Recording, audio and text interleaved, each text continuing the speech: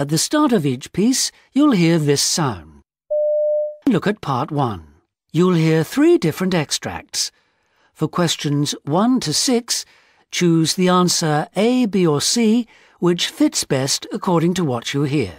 There are 2 questions for each extract.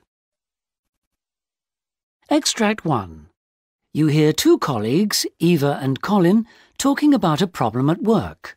Now look at questions 1 and 2.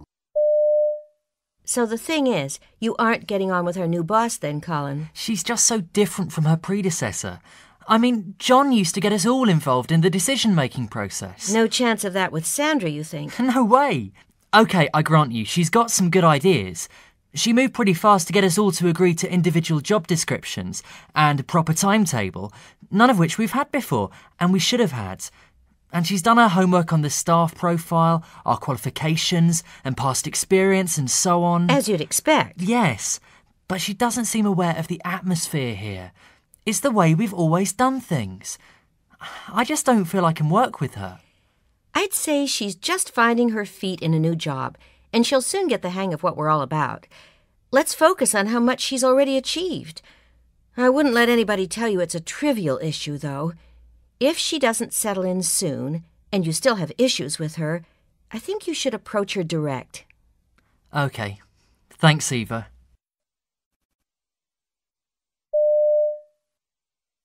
Extract 2. You hear an interview with an expert who repairs antique vases. Now look at questions 3 and 4.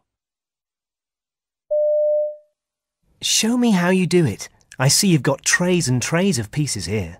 Yes, you have to find the bits that match, so I've put all these tiny pieces into colour groups, red here, blue over there. It's a bit like doing a jigsaw, really, but at least there are no stains to remove. All we have to be aware of is the enamel on the surface, that we have to lift all the dirt and grease off. If you don't, the pieces won't go back together again, it'll fall apart. If the cracks are going to show, they've got to be really clean, otherwise they'll look messy. You want the cracks to show? Some people would say that's terrible for such a valuable vase. Well, yes, they probably would. But something that's broken so extensively as this, if you cover all the cracks up, you're really making a fake. Being broken is something that's happened to it in its lifetime, which should be recorded. And as long as you can restore it so that aesthetically it still works, it shouldn't matter that the cracks show. Extract 3. On the radio, you hear a visitor talking to a man about the remote island where he lives. Now look at questions 5 and 6. This is such an unusual place because there's no public transport to the island. I came here in your fishing boat. The result is a paradise, rich marine life, unspoilt countryside. Yet you want to let the world in. You've campaigned to start up a ferry service from the mainland. Why? Well, there isn't enough work to support our population. If visitors come to the island and we have a lot to offer them, catering for them would create employment. Also, our young people would be able to commute to jobs on the mainland. Don't you think it's risky? These beaches could be covered with holiday houses and hotels. Your visitors will complain because there are only a few shops, and a ferry service won't be enough. People will want to fly here, and you'll have to build an airport. No more paradise. We can build a small airport without impacting on our quality of life here, and it makes economic sense. Our shops can cope with more people on the island. It'll be seasonal anyway. And why would we build on the beaches? It'd be crazy. I hope you're right. That's the end of part 1. Now turn to part 2. Part 2. You'll hear a short radio report about how technology is helping archaeologists who want to learn more about some texts written over 2,000 years ago known as Roman tablets. For questions 7 to 14, complete the sentences. At the time of the Roman Empire in Europe around 2,000 years ago, it was common for information to be written not on paper, but on things called tablets. These were pieces of wood about the size and thickness of a typical modern envelope. Hundreds of such tablets have been unearthed from archaeological sites throughout Europe and the Mediterranean world. Nearly 200 were found in one Roman fort alone. And like most of these discoveries, they have been placed in public collections, mainly in museums in Northern Europe, to be viewed, but not, unfortunately, to be read. This is because, although in some cases traces of writing can still be seen, most are now illegible to the naked eye. But that's all soon to change, because archaeologists hope that with the help of new technology, their secrets may soon be revealed. Many of the tablets took the form of legal documents and letters written by Roman soldiers. An example, now at the British Museum, bears the name of the person who wrote it and the name of the person who received it, plus the word transportation, which you can just make out. But the rest remains a mystery. Now, with the help of computer techniques, experts hope eventually to be able to read the whole letter. Professor Mike Brady, a leading figure in what's known as computer vision for many years, admits that this is the hardest project he's ever worked on. But the excitement of seeing the latest ideas in computing applied to such a very ancient problem has the archaeological community buzzing. So, in simple terms, why has the writing been preserved? And how will it be possible to undo the aging process? Well, the tablets were made with thin, hollow panels cut across them. Wax was poured into these, and the text was then written into this soft surface using an instrument with a fine metal point. In virtually all cases, the wax has perished, and all that can be detected on the surface of the tablet underneath are scratches. These are too faint to be read because they are distorted. For some time, scientists have attempted to study them with laser photography, but this has proved fruitless. However, it is now hoped that by enhancing images of the tablets on computer, their original messages will become legible again. If this is the case, a whole new source of historical information will be opened up, and this promises advances and new knowledge for many decades to come. The new technology has already been used on texts in ink as well, and in the future it will be applied to damaged surfaces of many kinds. That's the end of part 2. Now turn to part 3. Part 3. You'll hear an interview with an architect called Lucy Collett who designs small buildings. For questions 15 to 20, choose the answer A, B, C or D, which fits best according to what you hear. I'm sitting here, rather uncomfortably, with designer Lucy Collett. Lucy, you're an architect, really, but an architect with a difference. Yes, I specialise in small buildings.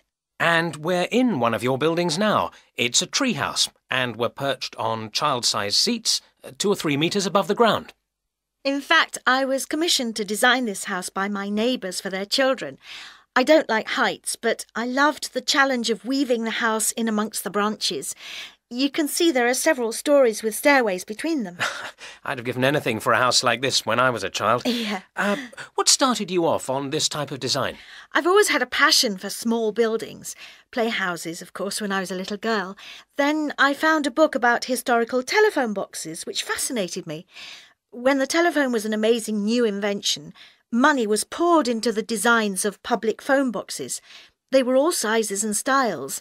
There were some that looked like rustic cottages with thatched roofs, others like Chinese pagodas, one like a sort of Greek temple. Some were quite luxurious with chairs, and people used to go in there to play cards. But it didn't last long. They had to be standardised and made more practical. You went to architecture school. Yep. Did you know you were going to work on this small scale? Yes, my final year project was on small buildings in an industrial context. If you look at major building sites, they're dotted around with huts and temporary buildings. You think they put up these tin boxes for the workers to drink their tea and read their newspapers in. What is there to that? Well, they've all got to conform to safety standards. And why shouldn't they have some style as well? I designed them to look better and also to be put up and dismantled more quickly. I worked on durability of materials, comfort and so on. Where did you get your inventiveness from? I don't know. I think I'm more practical than inventive. My parents were market stall holders. They had a really cumbersome stall which took them forever to put up. All the market people started setting up about 4 o'clock in the morning. It was freezing, back-breaking work, and it drove me mad when I had to help them. I was visiting some clients abroad a few years ago and saw some brilliant stalls in their local market.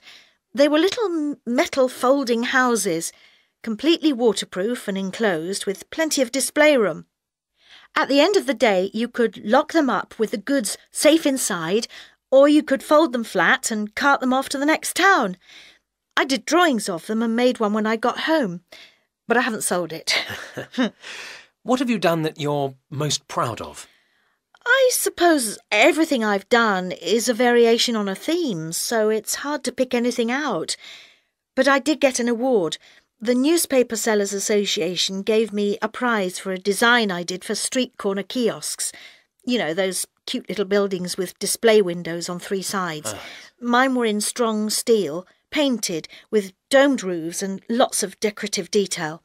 I must admit, I was particularly pleased with the fancy work, and the newspaper people loved it. Have you ever done any phone box designs, since that was what started you off? Funnily enough, that's what I've just been doing for an international hotel chain. They'd stopped putting public phone booths in their hotel lobbies because of mobile phones. But there were complaints from a few countries where mobiles hadn't really caught on yet. So the hotel decided to make a big feature of lobby phone boxes. I did these sort of glass birdcage designs with brasswork and over-the-top telephones.